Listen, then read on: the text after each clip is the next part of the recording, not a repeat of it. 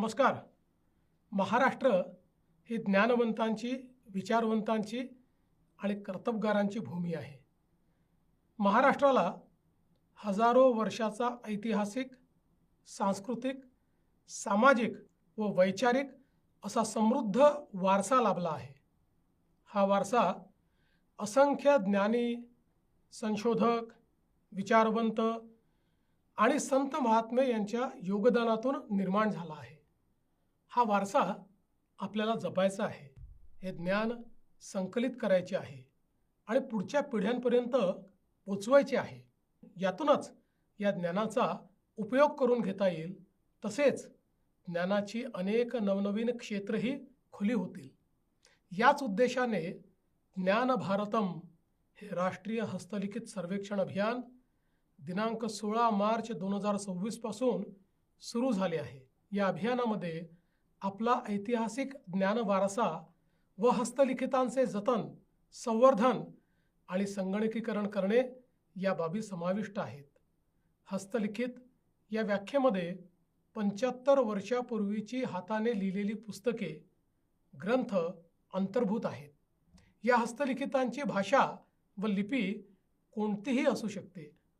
जी हस्तलिखिते ज्ञानात्मक असतील, ज्यात अध्यात्म, धार्मिक, तत्वज्ञान, भौगोलिक, नाट्यशास्त्र, नृत्यशास्त्र, गणित, खगोलशास्त्र, आयुर्वेद अशा विविध विषयातील ज्ञान व साहित्य असेल, अशी हस्तलिखिते कागद, कापड, भूर्जपत्र, ताम्रपट अशा शिलालेखा व्यतिरिक्त कोणत्याही माध्यमात असतील तरी त्यांचे स्वागत असेल.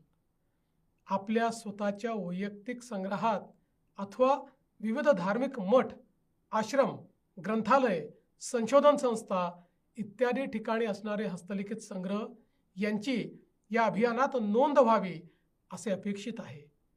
या हस्तलिखितांची मालकी त्याच व्यक्तीची असणार आहे. ते सरकार दरबारी जमा होणार नाहीत.